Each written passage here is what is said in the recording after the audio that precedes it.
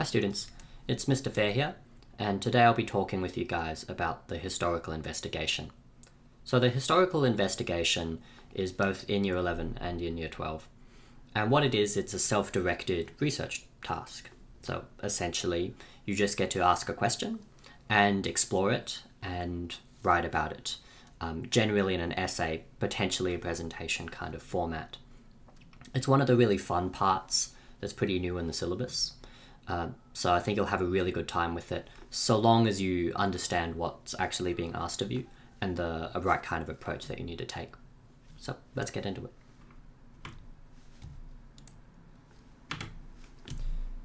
First things first, what actually is a historical investigation? On the surface, it's pretty simple. We ask a question about an event, a person, an idea, maybe even a society in the past, and then we try to find an answer. It's the work that historians do, not just history students. So, for example, here are some very, very broad questions, which might be out of the scope of what we're going to be doing, but they give us some key examples. So, first up, why did the Roman Empire fall? So, why questions are always useful. It's about kind of cause and effect. What does evidence tell us about the life of children in ancient Mexico? So focusing on evidence. Which events were most significant to the rise of the Mongol empires? Right, so measuring significance here. What are the ethical problems of displaying dead bodies in museums? Right, so looking at things from an ethical perspective. And how extensive was the impact of climate change on ancient societies? So essentially another significance question. So yeah, these are questions that we have about history, about things that happened in the past or the people in the past, and we're trying to find answers to them. You might have noticed they're not simple questions that can be answered in a single sentence. You could summarize some of these. You could offer, why did the Roman Empire fall? Or because of this, or this was the main thing. But to really explain it, you would have to go into a lot of detail. And like in anything in history, there's often space for debate and discussion. So what we're really looking for is for you to provide your own perspective, not necessarily an opinion, but a perspective or a conclusion to a question that you have found through research and evidence. Okay? There are some guidelines. You have a lot of freedom. You are essentially allowed to write about anything.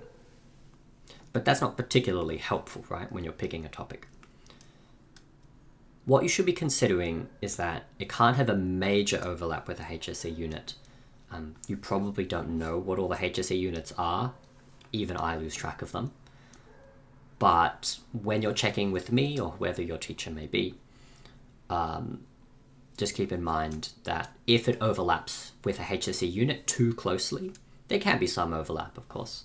But if it's too similar, for example, if you're going to be studying the Julio-Claudians in Year 12, probably you shouldn't do a research program on Augustus. You shouldn't do that. You should be researching a society, person, place, event, idea, or change, or perhaps a development that takes place between 3000 BC to 1400 AD. Debatably, you don't even want to go past 1200 AD. And in the past, I wouldn't have recommended going back as far as 3000, but there have been some changes to the syllabus that allow you to study around 3000 BC in ancient history, so I'm pretty sure that's something that they actually want you to have the option to have. It's a huge range, and there's really no geographical limitations or even topic limitations beyond things, obscene or inappropriate for school. So yeah, have at it. Of course, there must be written and or archaeological primary sources for you to interpret.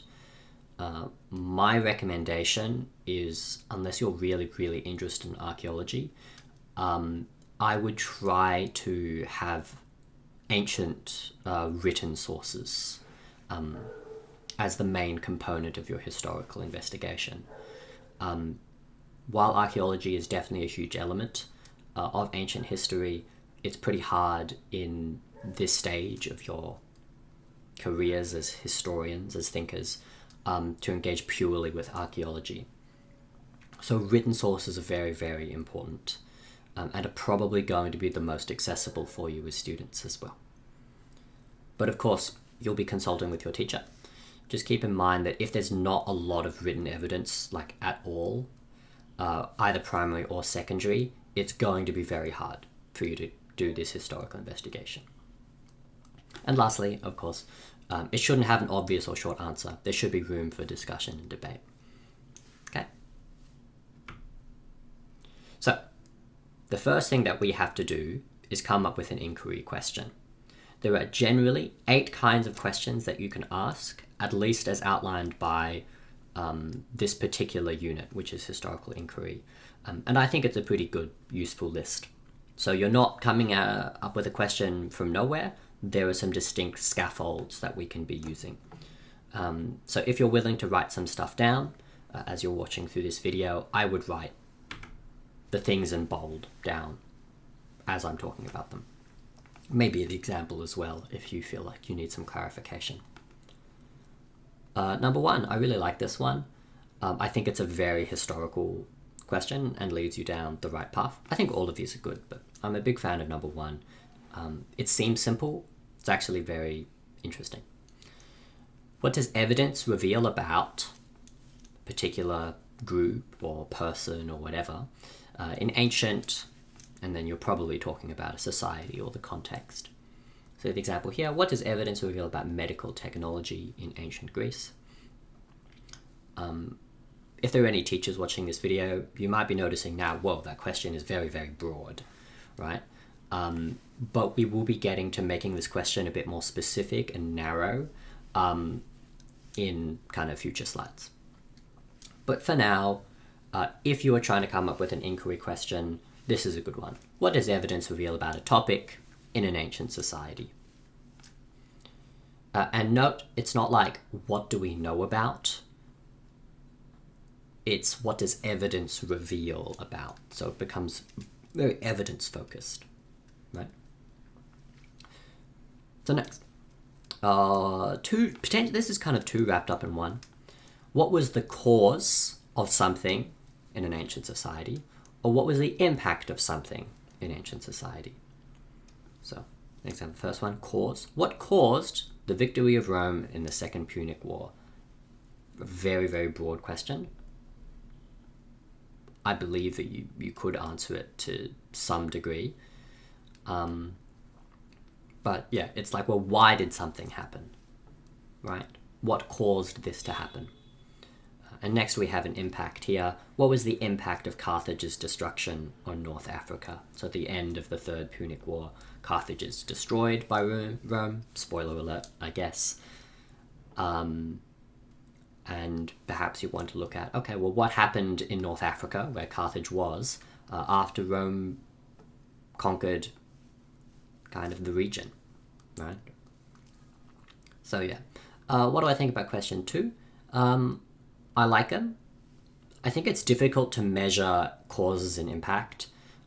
These are the kinds of questions that historians debate about for generations, right? We still don't have a conclusive answer on what caused the victory of Rome in the Second Punic War. Not really. So, we're probably wanting to narrow our scope. For example, what caused a Roman victory? Well, let's go for a defeat, right? What caused the Roman defeat at the Battle of Lake Trasimene, for example?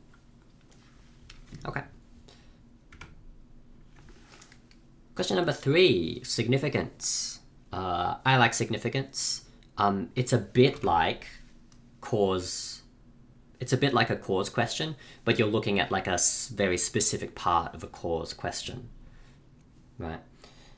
So how significant was this event, person, social group to something bigger that it was part of, right?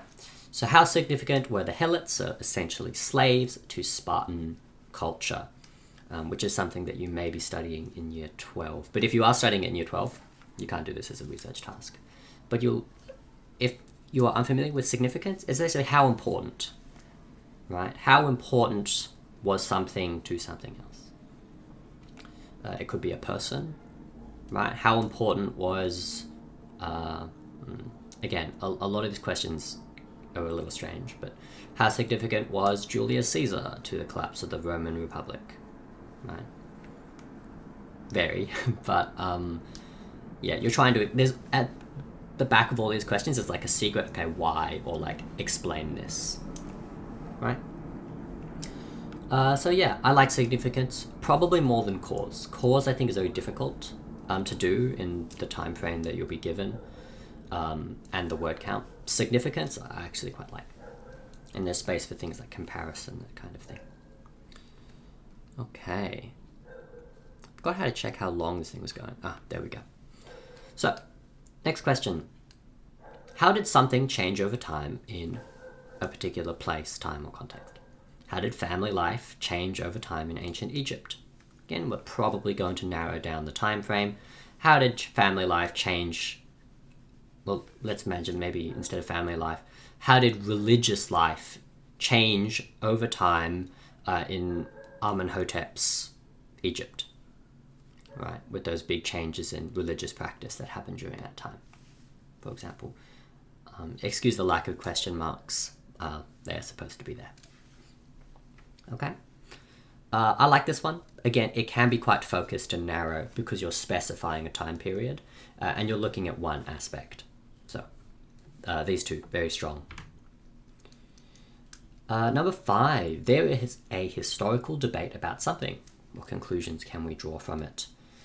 There's a historical debate about whether Atlantis existed. What conclusions can we draw from it? As a preface, I studied Atlantis in high school. It 100% does not exist, but it was the best example I could think of at the time. So there's a historical debate. Instead of saying, like, what do I think about it? Again, not a very historical approach. It's like, well, what conclusions can we draw from it? You know, it's like, this is what one side says, this is what another side says. You know, they all have their different conclusions. The conclusion that, and now you can make it a bit more your personal perspective, the conclusion that I draw from it, or that we can draw from it, is that this side is maybe a little stronger. But the meat of it will be a comparison between the two sides of a debate, and you probably won't have too much time to do anything else in terms of the word count. I say time, it will not, almost certainly, not be a exam. It will be some kind of hand-in task. Yeah, historical debates, I don't know, you kind of have to look for it to find it. You kind of have to stumble across something. It's like, oh, there's a debate about this topic I was researching. Potentially there's a lot of spice there. It can work. It can definitely work. A very structured kind of essay, right? One side, another side, some conclusions at the end. Good stuff. This one's interesting to me, that this was kind of in the syllabus. It's similar to the what does evidence reveal, but again, more specific, more narrow. What does the historical site of something, so it's a place, right, tell us about probably the ancient society, but it could even be different, right? What does the historical site of the Qin Mausoleum tell us about ancient China? Good question. Ancient China, again, a little broad. What does the historical site of the Qin Mausoleum tell us about the rule of Qing Shi Huangdi? Could be a bit more specific. Yeah, I like it. And historical sites will, of course, be very focused on evidence. And hopefully you'll get some written sources as well. But it depends on the site. Okay, and 7 and 8. How has something been represented or interpreted across time? So we're moving on to our historiographical questions. I believe these are the most challenging questions, but potentially the most interesting. So, for example, how has Athenian democracy been represented by modern societies? So while answering this question will necessitate you looking at your primary sources, knowing what Athenian democracy actually was, the focus on this is actually more on modern history. Or at least kind of maybe, I don't know, like media studies, right? Or kind of social studies, that kind of thing, which has always had a close connection with history. So yeah, a challenging one. We'll need to talk about it if you pick this one, because it's got to be something that still requires you to do historical thinking, especially ancient historical thinking. For example, something like Athenian democracy, I think is totally fine. Yeah, but there may be some things that will need to be narrower. Okay, another historiographic one. This is the last one. How can we recreate or retell something about the past for a different kind of context, like modern people, young people, that kind of thing? So, for example, how can we recreate historical sites from ancient Persia for modern museums? Right. So again, history is important here, like your understanding of history is important, but again, this is more, I don't know, I don't even know how you would describe this one. It's a bit more practical even, but you're thinking about kind of history and telling stories about history, so there is that kind of academic lens. But if you're interested in practical elements like design, representing the past through storytelling, through space, even through something like fiction, this is an avenue for you. So instead of recreating, which is again a very kind of physical thing, how can historians retell the stories of ancient Australians for primary school students? So, how involved should historians be in telling the history of, Indigenous people in Australia? How can that be done, especially for primary school students? Yeah. So a broad range. I've summarized them on this slide. Excuse the fact that I've cut off impact here. Just trust that it says impact. So you have a topic, you have areas that you might be interested in already. What does evidence reveal? What was the cause or impact? What was the significance? How did it change? What do we debate about it? What does the place reveal? There's places that have to do with your topic in mind.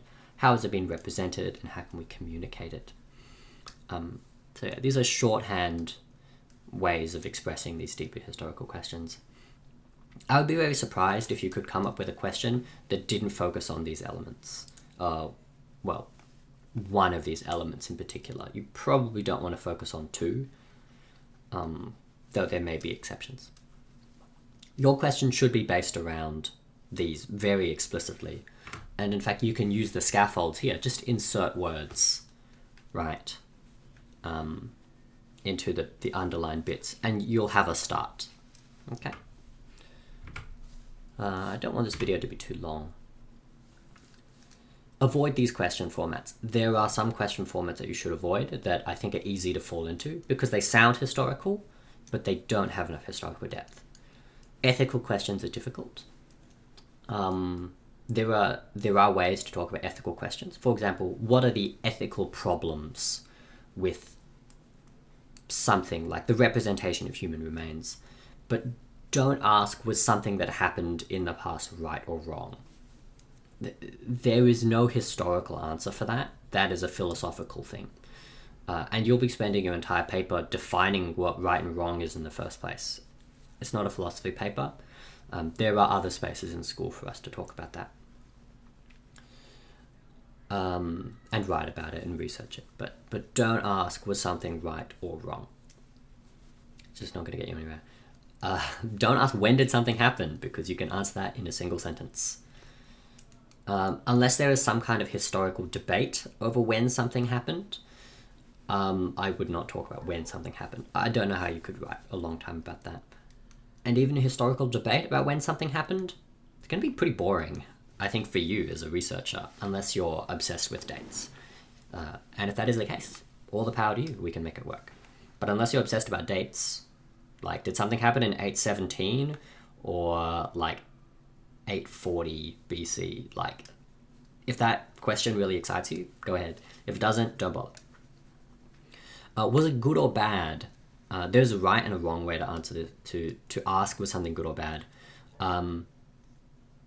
You could ask,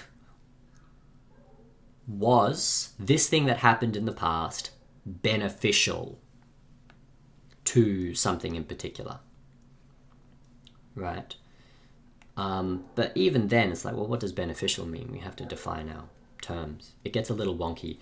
I would talk more about significance. If you're tempted to ask, was this thing that happened like good or bad in general? Not the right approach. You want to talk about cause and effect. That's your job as a historian. This thing happened. What did it cause? What did it change? How much did it change something? Right? How many things did it change? So we're talking about the depth and the breadth of a historical events or historical person's significance. But don't say like good or bad. Those terms don't really mean anything in a historical sense. Okay. Topic areas. Even with these scaffolds, it can be overwhelming. Write about anything is like supposedly very liberating, but I think it can be quite intimidating as well. There's only so much I can really do to help you with that. I mean, I can give you the scaffolds, but if you are studying ancient history, I assume there are civilizations or people or ideas that existed in the past or even today that interest you. Your study might not be civilization focused, but if it is, here is a tiny scattering of famous historical civilizations that you could explore. We can debate whether you would call some of these civilizations, but they are peoples, right? They're people that lived together in the past that wrote things. Maybe Australian is maybe the only exception to that. But yeah, these are some civilizations. Maybe you can pause the video, just take a skim through them. If there's some you haven't heard of, maybe Google them. If there's some that you're like, oh yeah, I'd like to do that, give it a circle, note it down, and try to attach it to some of these questions. Here are some topics. Of course, something like a historical controversy, a historical debate is going to be its own thing that you're going to discover. But if you want to write about an area of society, what does evidence reveal? What was the significance of? You could pick some of these things. All of these things exist in today's society, and people in the past had to deal with it too. People in the past, they got old, right? Young people, old people lived different lives. Technology was developed, right? Wars were fought.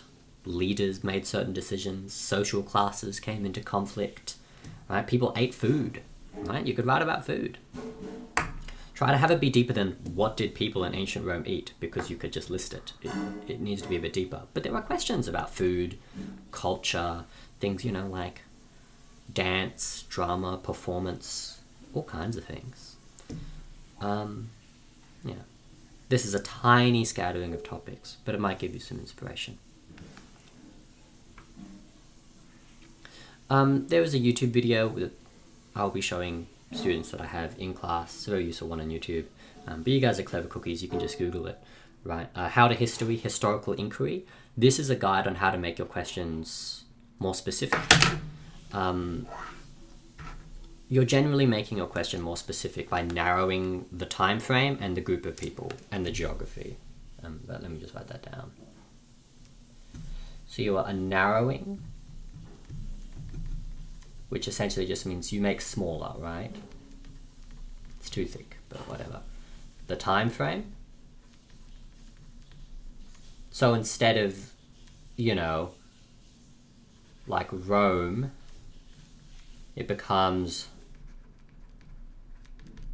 Rome in 10 to 20 AD, right? You can narrow down the people. Like instead of Roman, wealthy Roman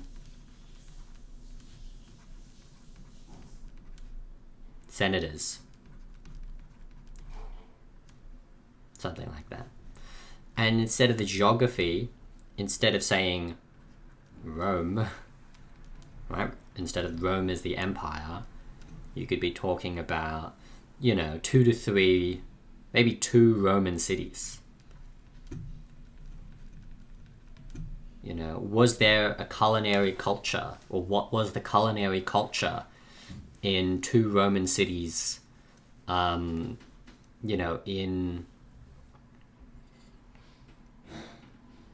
like, I don't know, modern day Turkey, right? What would they call it? Cappadocia. So you can narrow down who, where, and when, right? Like, make these tighter, like smaller, and it's a bit more achievable. It also means there's less information. There might not be a lot of information on those two Roman cities and the culinary culture. So narrowing things both gives you more direction, gives you a stronger paper by the end of it, but it does make things harder. So you need to strike a balance. All right. I'm just going to skim over these. When I teach this in class, it'll be more dedicated. But you are still a historian. You're not a hobbyist who's just looking at, YouTube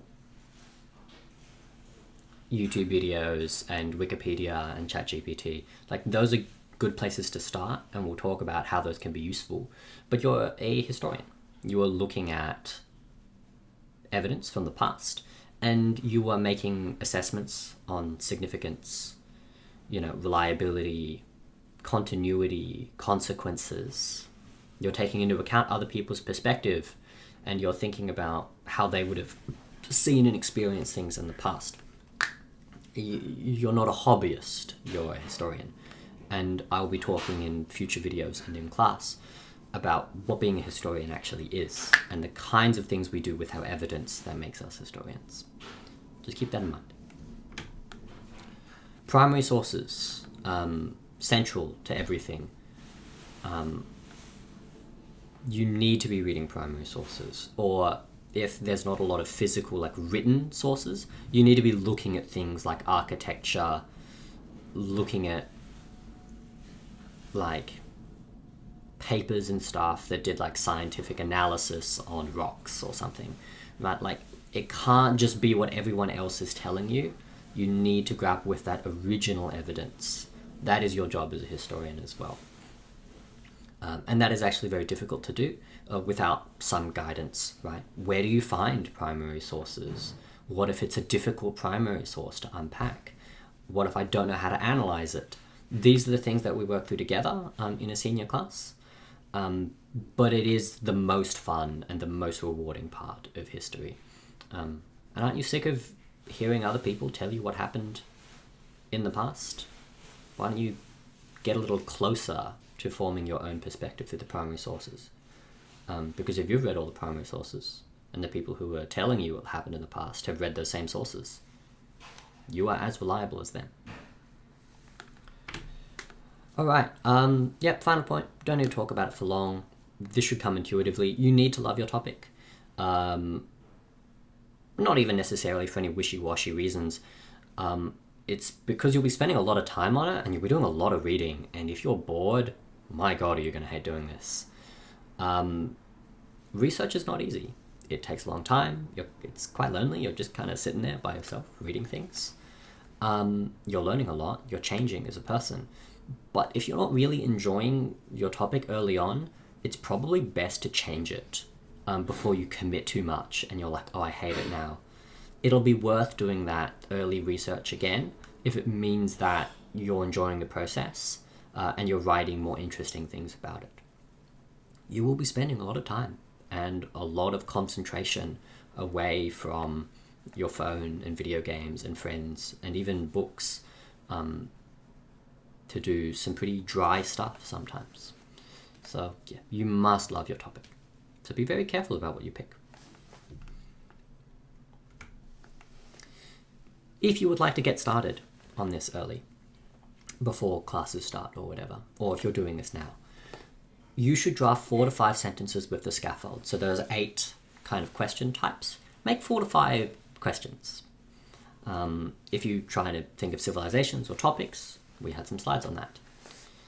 After you've drafted those 4 to 5 questions, you should be watching the video that is about making it more specific, and then making those questions more specific by narrowing down time, place, and people. Right? After you've made all 4 to 5 of those specific, and if there are some that you can't make specific, you probably get rid of them, you want to do some preliminary hobbyist exploration, you watch some YouTube videos on it, see if there's a Wikipedia article on it, just Google it, right? And just see what's there, right? YouTube and Wikipedia might not have everything. There might be heaps of information somewhere else, but it's a good indicator to see what's out there.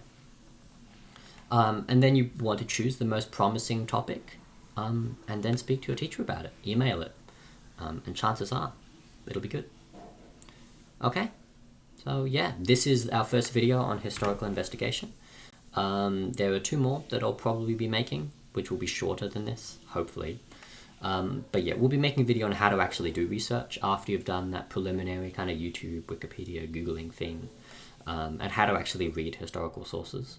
And then we'll have another video on how to write our paper and going over what the assessment is actually going to ask you to do. Okay, so have fun researching. I'm sure you'll find something that you love, and always feel free to talk to your teacher and ask them questions about, I'm a little lost here and there. I'm sure they'd be happy to help. Okay, so yeah, I'll see you guys in the next one.